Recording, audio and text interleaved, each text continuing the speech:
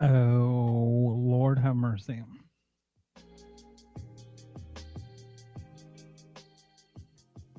Just give me a second to get everything back up.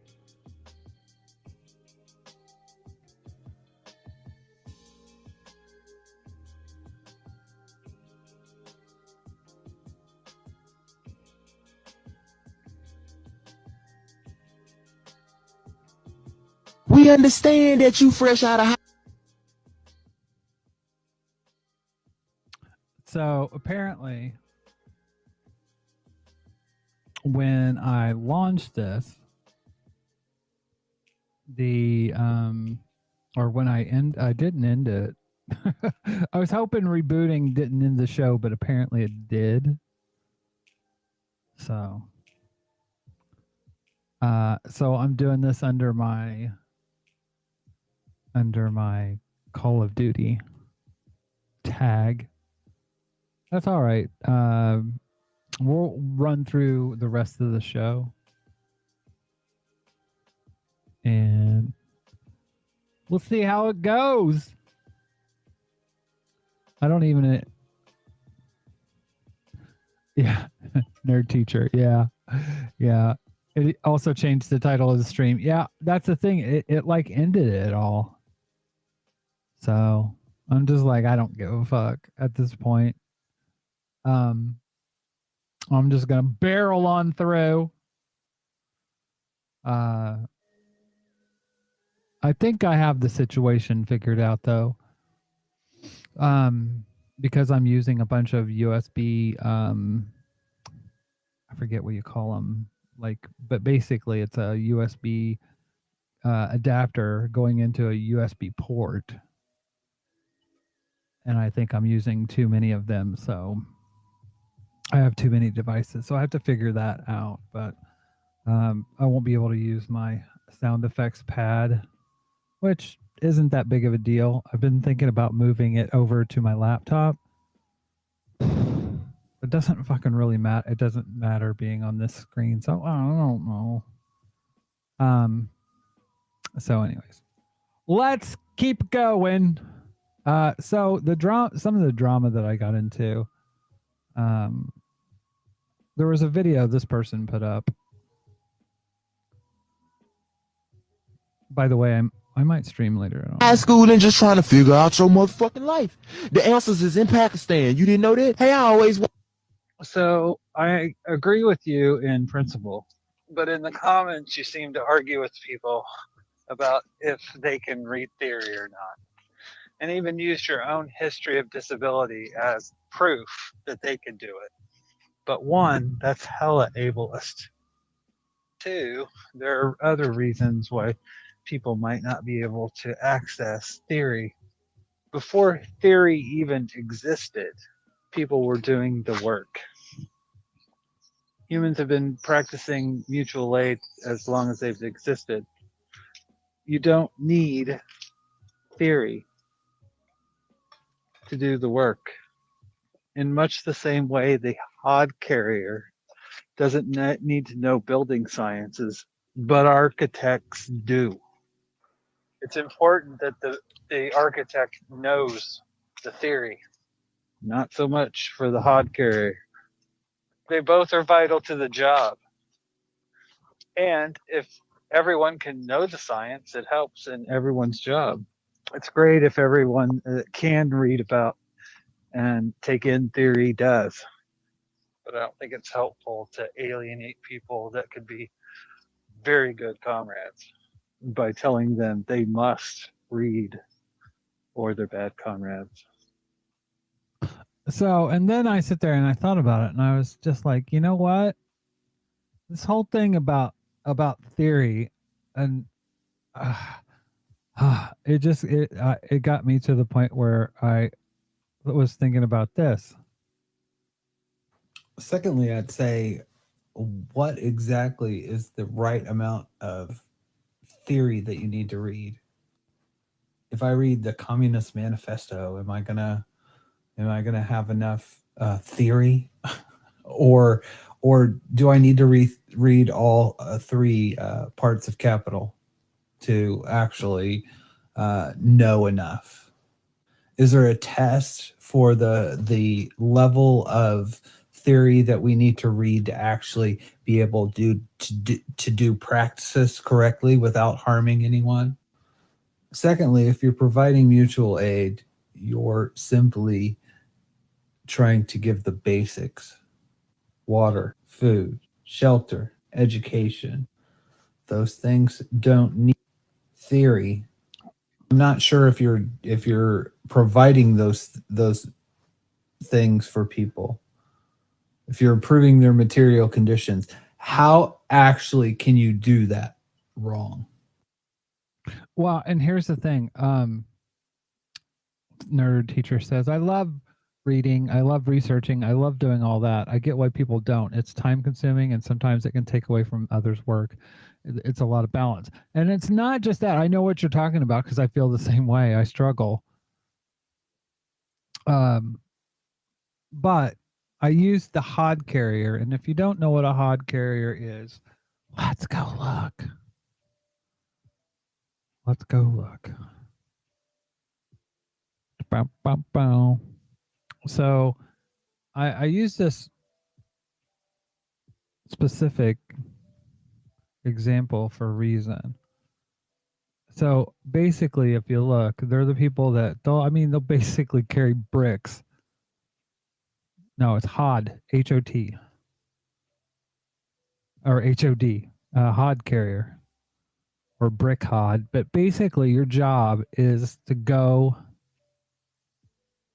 up and down ladders with bricks on your shoulder, basically.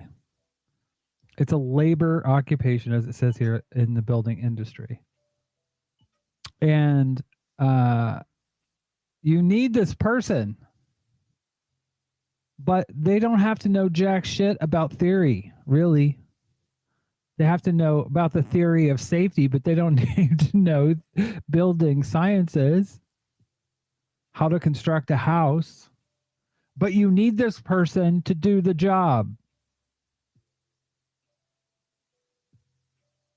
It's the same with this. For people that are planning revolution or economies or things like that, yes, because other people have been through this stuff before, and you can apply analysis. That's what they call material analysis. Anyways, you can apply the history if you know the theory. Then it becomes important. But not everybody is going to do that. I mean, what does this person think? Does he think there's only going to, I mean, how many common Joes are going to want to fucking read all 3 volumes of Capital? Or sit down by the fire and and read Conquest of Bread, or, I mean, Jesus Christ. And to say those people can't do okay, True Image Monitor. To say those people can't do praxis. Actually, I do have all 3 volumes on audiobook. I do. Thank you, Audible. One of them, check this shit out. Let's see. Audible Marks. It's Capital. Bow, bow. This is volume 1. 43 hours for 1 volume. Now, 1 is probably the most important one. I think. But But that's literally a full-time job. And that's not even the analysis. That's the thing too. I sit there and think you're sitting there saying how important that theory is, right? And then I sit there and think, well, fuck. Just because you've read it doesn't mean anything. It doesn't mean that you're applying the theory correctly or that your analysis is anywhere close to being good or correct. It's so short-sighted. And like I said, if you're planning something, yes, it's important. If you're organizing, if your job in the revolution,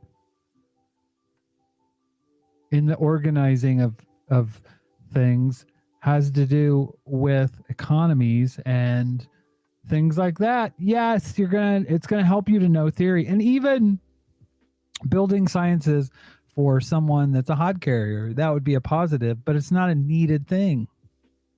And not everybody's going to want it or be able to absorb theory. So it's maddening that people, there's almost this ego that's literally, you know what it reminds me of? It reminds me of atheists. After they've lost their Jesus, they think that people who are religious are just the dumbest people that they've ever known. But they were in that camp themselves. But suddenly it's stupid. Why would you believe in such a thing? And I'm just like, it's the same thing with this type of theory. You're not a better person because you know this theory. And if you're using it for a fucking ego booster, it's gross. So yeah. But one of the things that what I was going to say before I was so rudely interrupted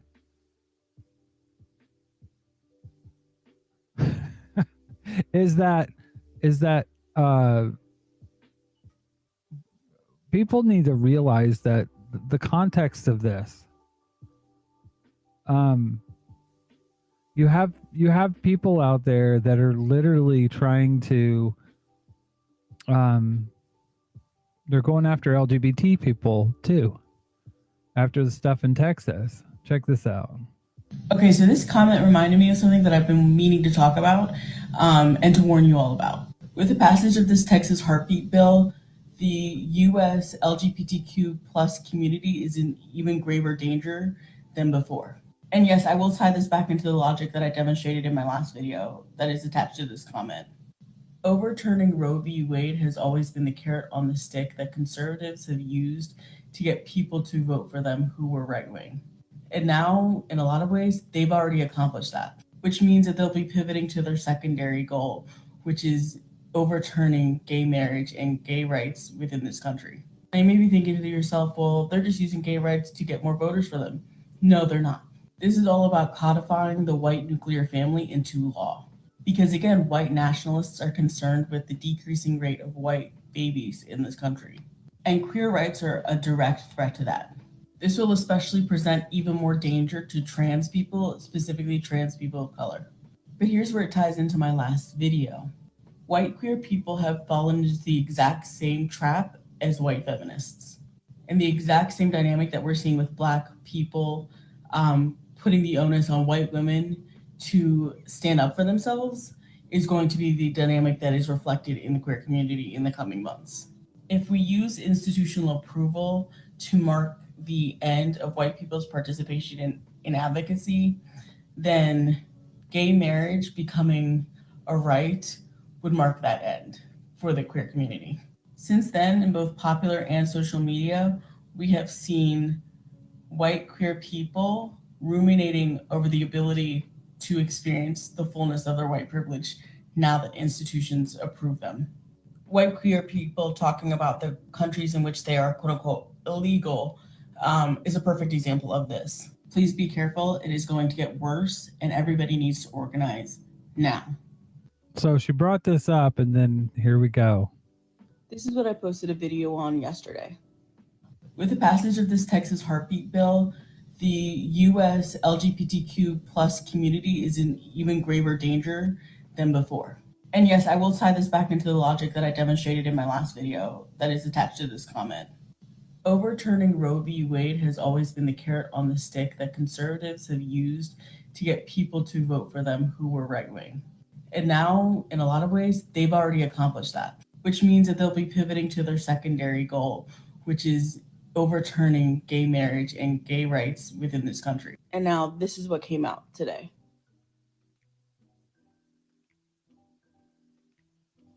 Let's go back there. FYI, in the SCOTUS challenge to MS's 15-week abortion ban, Jonathan Mitchell, the architect of Texas's SB 8, has filed an amicus brief on behalf of Texas Right to Life. The brief invites the court to overrule Roe and Casey and Lawrence and Obergefell, two major LGBT equality decisions. So, yeah, there's a reason why they're coming for gay marriage. Please pay attention. Please pay attention. And this is why intersectionality matters. This is why BLM and the like needs to be something that we understand.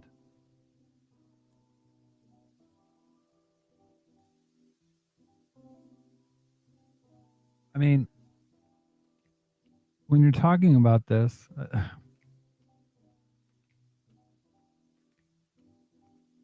here we go.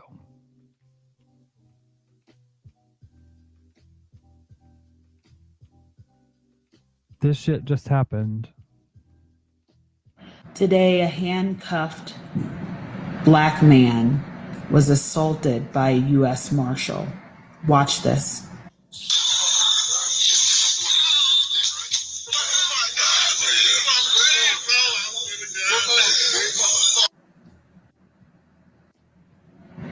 There's so many things that I want to say, but I won't. I honestly don't care what happened before that clip. I know a lot of people will use whatever crime he is alleged to have done to say that's justified. And yes, I said alleged because some of the headlines say suspect allegedly beaten by cop when we all saw it happen on tape. I don't care because I've seen videos of white suspects hitting cops, dragging cops, threatening cops, and being arrested peacefully. If you can't see it by now, you're trying not to see it. Black Lives Matter. Yeah, obviously.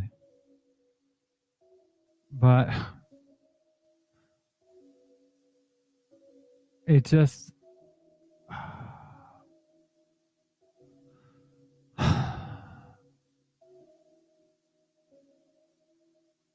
I mean, I keep thinking of what Commie Trucker said. Have you tried giving a shit about other people? Because you should start.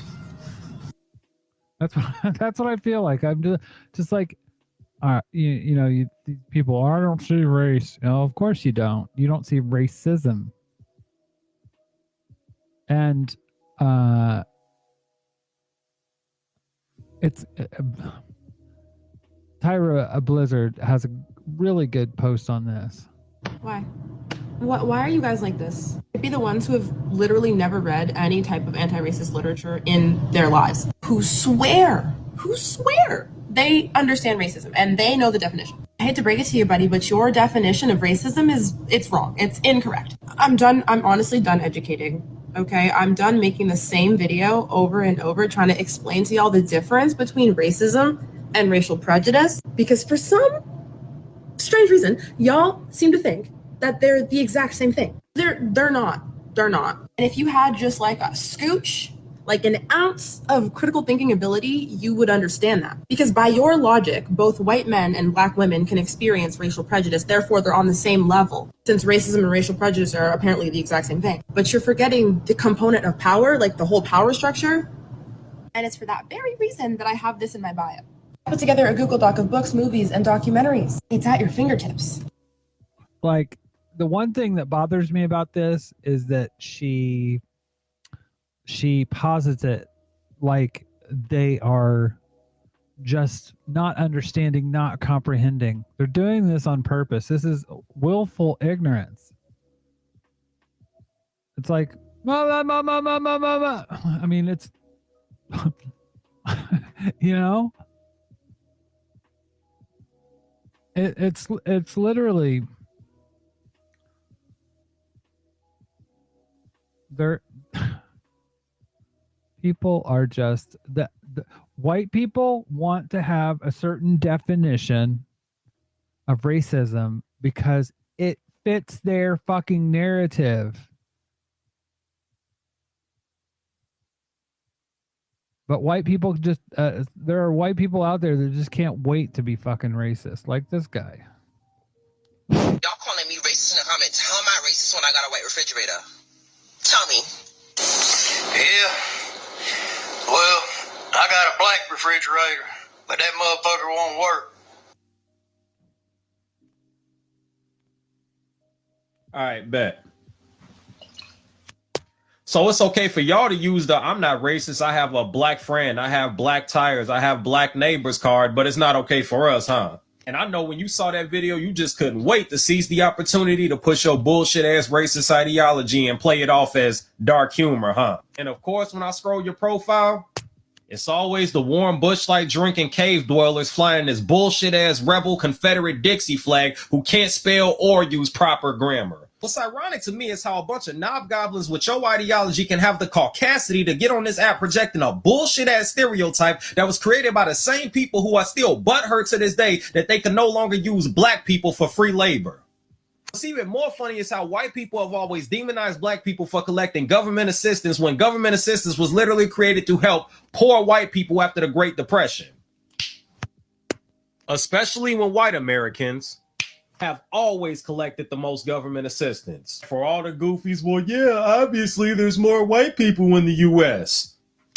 That does not correlate when only 10% of the white race is living in poverty versus 20% of the black race. I mean, y'all say it all the time, we're only 13% of the population. Yet black people have always collected less government assistance than white people, even with all the systemic racism and racial disparities in the workplace. So be sure to keep that in mind next time you want to push that bullshit ass narrative. Fuck out of here, Banjo Banshee. Banjo Banshee. That's fucking brilliant. Anyways. Yeah. It's like they're doing it on purpose. It has nothing to do with any kind of like accident or ignorance. It's just flat out. They don't care about being, I mean, I've always said that about conservatives. They don't care about being disingenuous. That's their country is run by corporate. That's their gig. That's their thing. They don't care. Yeah, Banjo Banshee. I do love that.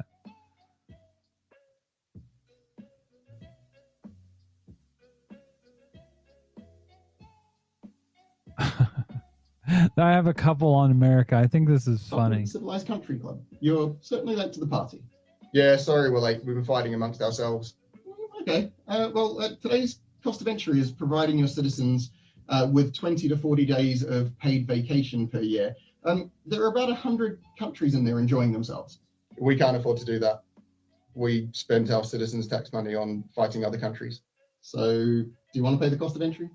Nah, why pay to join when we can just spend our citizens' tax money fighting other countries to stop them from joining? Are you sure? The people from the countries in there basically turn their out of offices on and retire for 1 week out of every 10 weeks. Nah, we're good. We let them have life, liberty, and the pursuit of happiness. Pursue happiness? Why do you make it a pursuit? How many actually catch up to it? Not many. We put a lot of hurdles in their way and don't give them much back for their taxes. So you can spend those taxes on fighting, so we can spend their taxes on fighting. That's pretty fucking accurate. And this is reminds me of the America, fuck yeah, because it's this. This says, by the way, doesn't it look like he's having an orgasm? I've always thought that. But what Americans, this is supposed to be William Wallace. What Americans think they sound like when they're constantly talking about freedom versus what Americans actually sound like.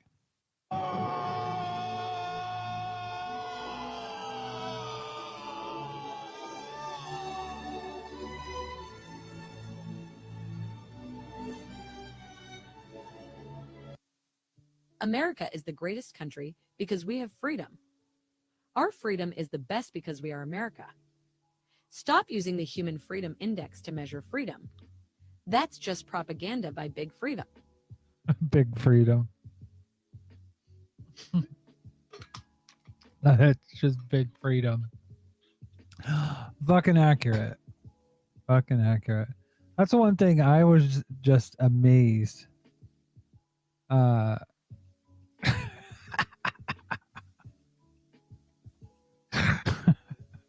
You're right. You're right. I mean, South Park did depict him with like having like some kind of torture fetish. So I don't think that was way off. But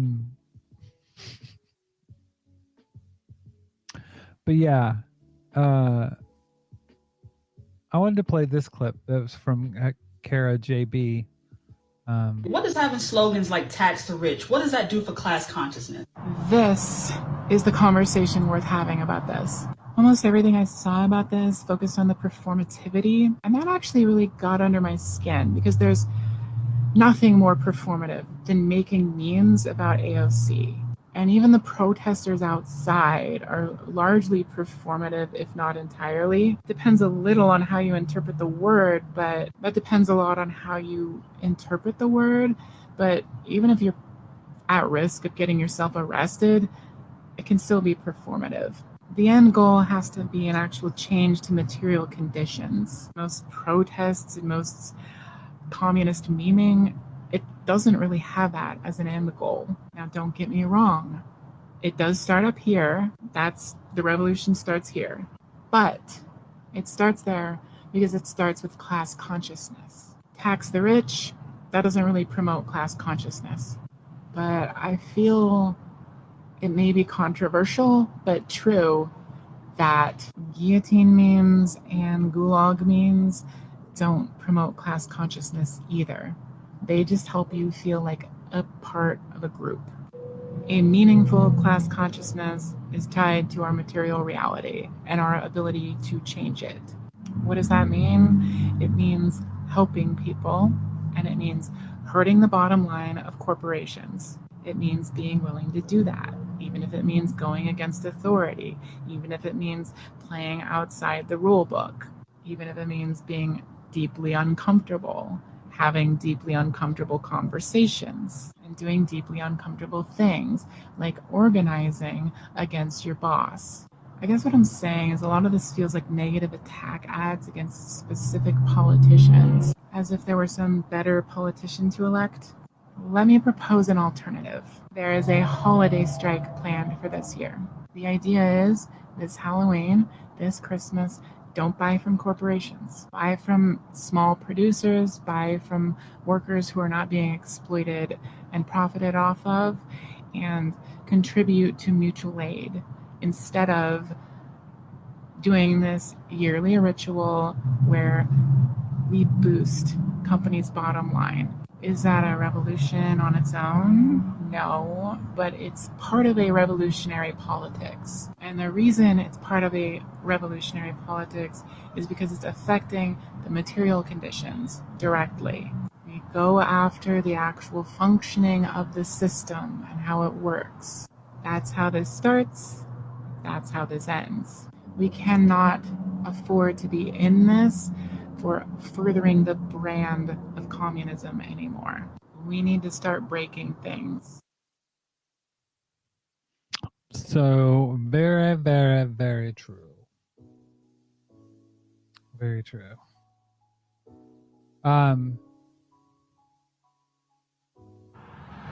That's the whole point. I don't have resources to give homes to those who need them. None of us do. Those resources are being hoarded by millionaires, billionaires, and equity firms just for the sake of hoarding wealth. I believe that most people, when given the opportunity, would gladly provide help to those who need it. Because we all know that everyone deserves a life of dignity. We may all know that, but politicians don't give a fuck because that's not the function of the Democratic Party. And this retro waves is on point here. So, grassroots left mobilization happens. Then mobilization becomes a threat to the status quo. Democrats find representatives of the most modern elements, co-opt them, and hire them. Co-opted leaders use language and popular movement to funnel energy back into electoral system. Nothing fundamentally changes, and it goes in that circle. And that's just how it fucking works. Hi there. I've seen 20 years of a 47-year political career. I don't need any more evidence, and I actually know what's going to happen next. The same thing that always happens. Black, brown, indigenous, trans, disabled communities will be left behind, and folks like you will continue to say, hey, well, let's just see how things work out. I get that you're happy that Trump is gone, but Trump is a symptom of a much larger disease. And when you see the result of that disease in the form of people suffering in your neighborhood, in your community on a daily basis, it's kind of hard to just swallow people saying, hey, well, let's wait and see what happens. You know, been seeing it all my life. Why haven't you? Well, and that's the thing too. What are Democrats doing now? Check this out. I want to talk about the Freedom to Vote Act this morning, which just got introduced to replace H.R. 1. If you recall, H.R. 1 didn't make it through the Senate. Now, before everybody starts celebrating this, there's a couple things you should consider. Yes, it contains long overdue voter protections, but it also is a grassroots third-party killer. The Freedom to Vote Act significantly increases the amount of funds that candidates would have to raise in order to even qualify. Pause to read. This is why I think it's important to consider, instead of putting all that time and energy into voting the same exact two parties in every 2 to 4 years nationally, put that passion and time and energy into your community. Only communities can help the most vulnerable. That's why I think taking part in the holiday strike is going to be much more fucking impactful than who you vote for. Because basically, mutual aid on the ground is what's going to build people up in a way that they can actually do things.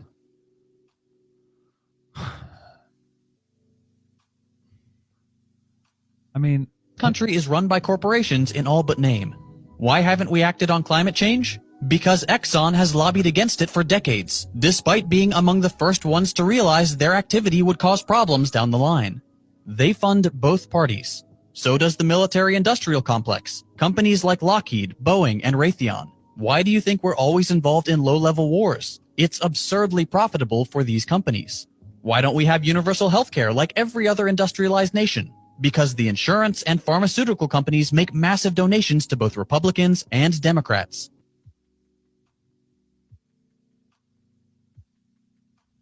So yeah, so it's you're right, nerd teacher.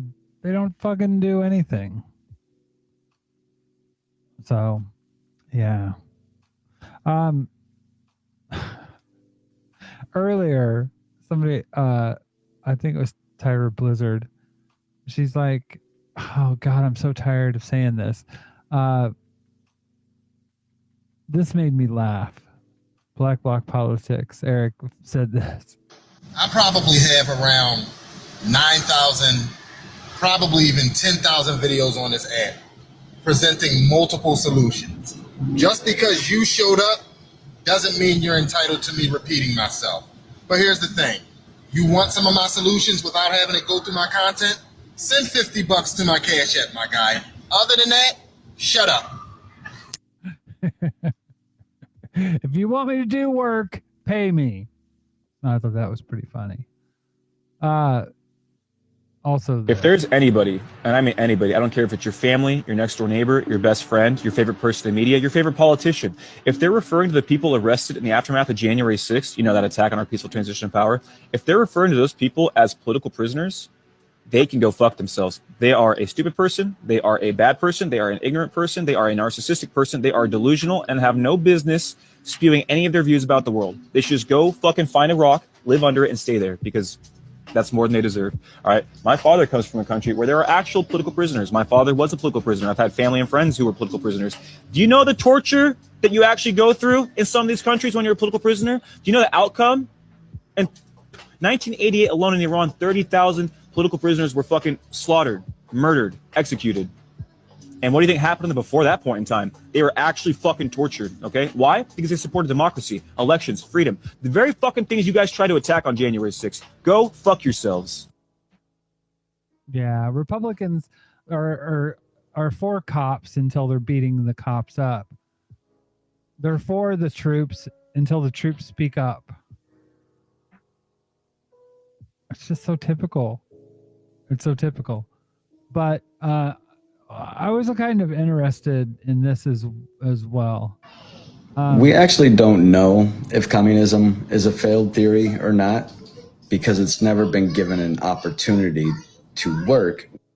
I tend to think that capitalists are afraid of communism because they invest so much time in destroying it. They won't fucking leave countries that aren't under their thumb and have policies where they seize natural resources being stolen from them. Those countries get invaded. Those countries get coups planned. And like, if anybody knows anything about the history of Russia and who helped install Boris Yeltsin, it was Clinton, by the way. The United States just didn't sit back and say, "Oh, we're gonna be that amazing country on the hill, shining light. Watch us go." No, they had to attack. They had to attack. If there's anybody, and I mean anybody, I don't care if it's your family, your next door neighbor, your best friend. I already played that one. And here's something that I love it when people are like, we actually, I think I deleted it. Let's see if I can find it. Oh, here it is. People will say, why don't you ask the residents of former communist countries how they feel about it? Okay. And if you look at the results. My ladies, hold on. Bitch, did you hear what the fuck I said? And this kind of plays into every person that I know that's from a former communist country, how the people feel about the country that they lived in and the difference between now and then. So anyways. I thought this was ironic. If you were to go back to when you first graduated, either high school or college, what is the best piece of advice that you would give yourself? To remember that everybody puts their pants on the same way in the morning. My dad always told me that, and it's true. It doesn't matter who you're talking to, we all have the same issue. Boy, if you don't shut up with your millionaire sob story, nobody asked for that. He just trying to prevent y'all from eating him when they eat the rich. No, we don't all have the same issues. You're a millionaire, so I'm sure you're not wondering where your next meal is going to come from. What do you have in common with someone who's homeless? Y'all have the same issues? Next, tell me how you as a millionaire struggle with the idea of joining the army just so you can either pay for college or have a stable source of income in a country that you don't feel loves and supports you. Or as a millionaire, tell me how you struggle from crippling debt from medical bills. There's different issues for different socioeconomic standings. It baffles me how out of touch with reality these rich people are, and it's even worse that most of them run this country. What's funny, Nerd Teacher says the only people I've met here who didn't like aspects of communism were the ones who lost connections to power. And isn't that interesting? Because it's the same fucking people that, like in Cuba, that lost material items. They were the ownership class in Cuba. Those are the people that are upset. Because they don't want the poor people to have things. They want to have things for themselves. They want to have their stuff back. Ultimately.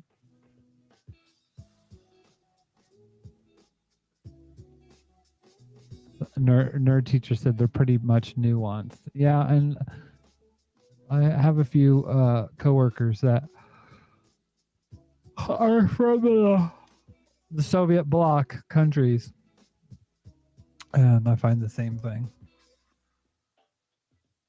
Absolutely the same thing. Oh, I found this funny. So the other day, a man told me I was so much better than another woman he knew. Is that supposed to be a fucking compliment, I asked him? He did not like this. The other girl's just trashy, he says to me. Trash? As in disposable? As in you seem to be under the impression that women are disposable if you don't like them. I don't know how to tell you this. That's the literal fucking definition of misogyny. If you're only a feminist for women you like, you're not a feminist. You're an opportunist. In it for the Lord's own clam cupcake. Holy vagine. Away from me, thirsty man. There is no putang, only feminism. Women's liberation is not your Tinder. I don't think Tinder is even your Tinder. Cause you're musty, pal. Could have just said hi. And then I would say goodbye. Pretty on point. Pretty on point.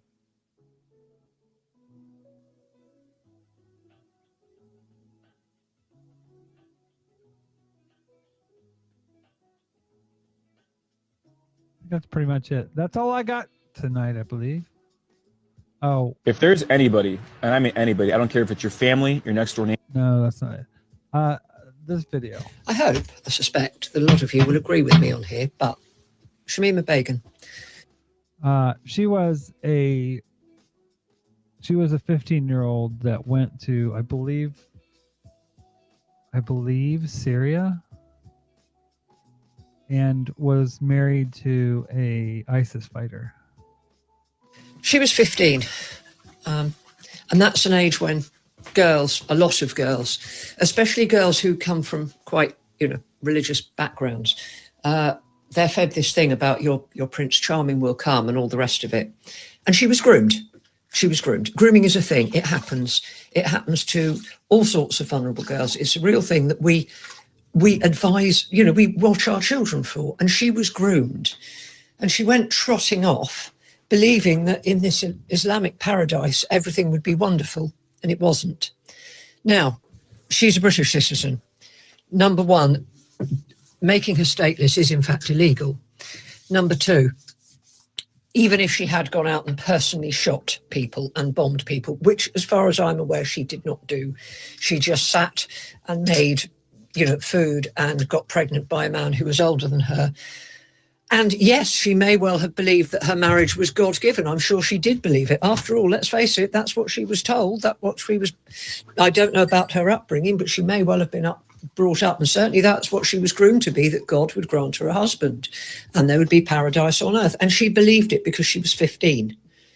If she has done anything wrong other than go off to another country and believe in a terrorist organisation. Of course that was wrong, but she was 15. I keep saying this. She's 15. She's a child. She believed in her Prince Charming. So if she did anything concrete, definite, then firstly, she should come home and face trial, because that's what we do with war criminals. If we find them, we send them home and they face trial, and they justice is... Not really. You didn't do anything to Tony Blair and George Bush. Oh, Sam. Served. She's not been tried. She was a child. It was illegal to make her stateless. But here's the point.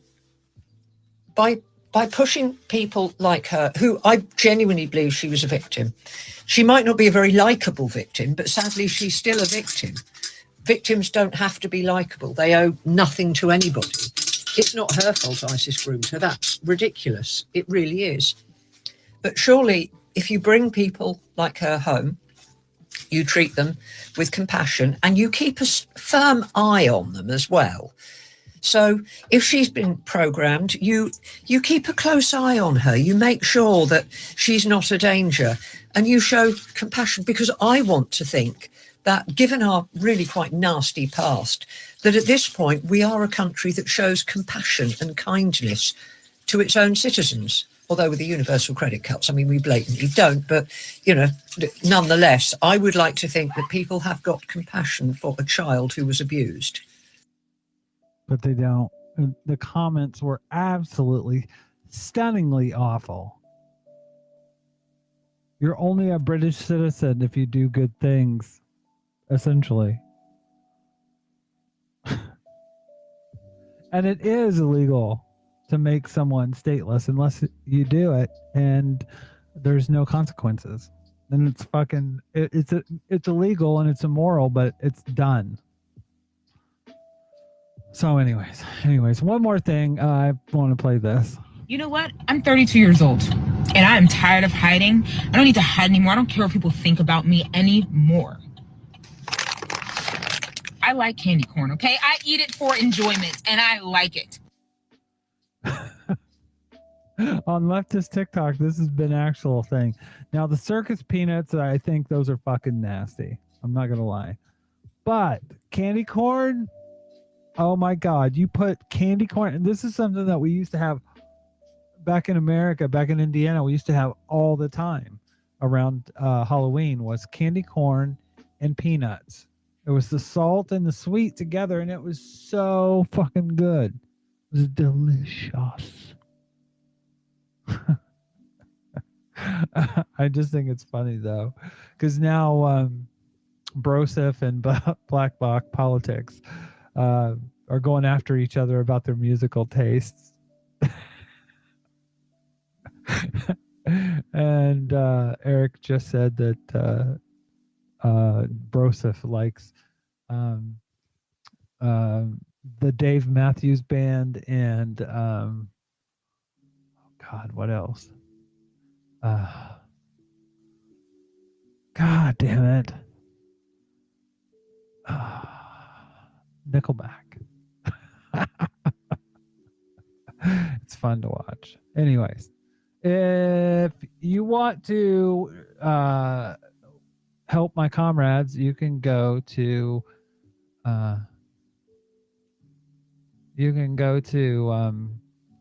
charitylinks.page.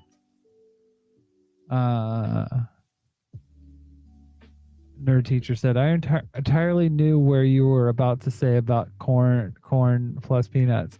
That's exactly what my family does. It is so fucking good. It's sweet and salty. It's so good. But I'm the only one that fucking likes it.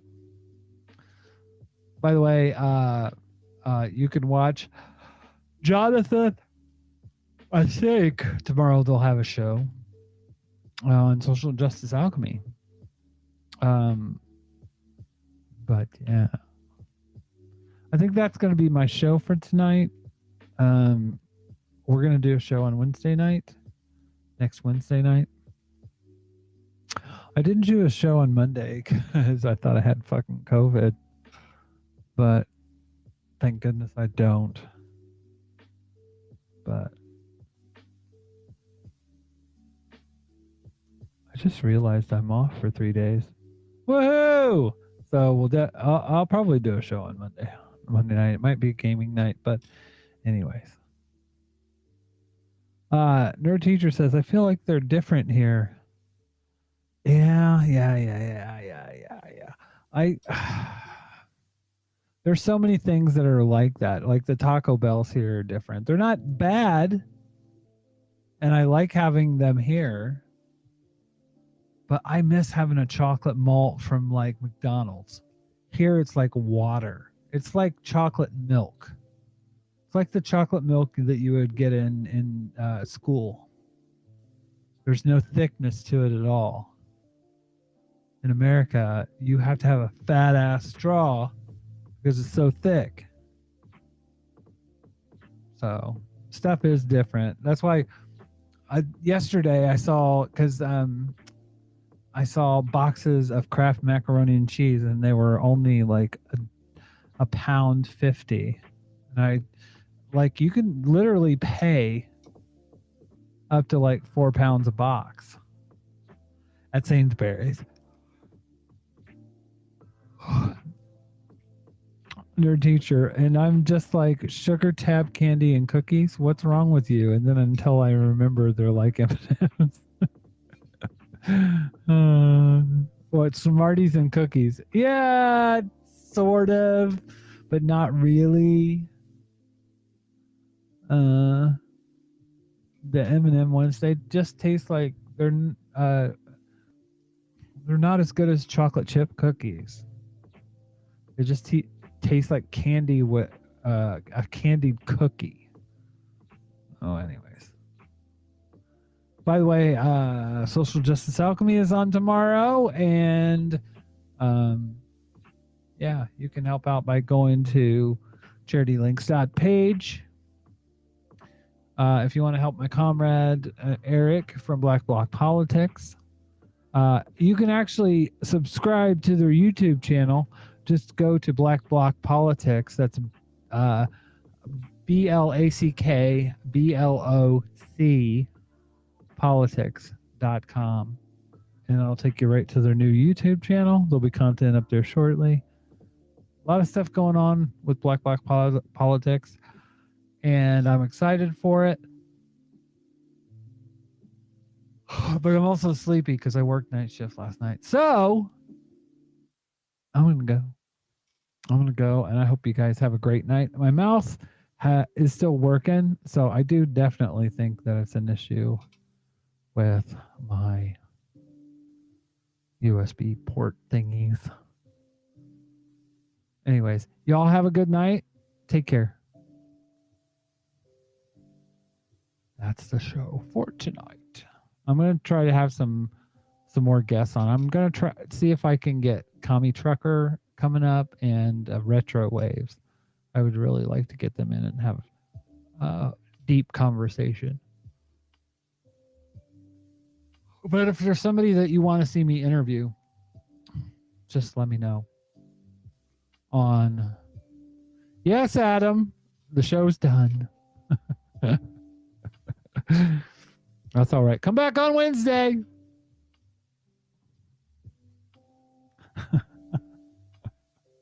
I will see you all later. Take care. And hopefully, Adam, we'll see you tomorrow on Social Justice Alchemy. But anyways, have a good night.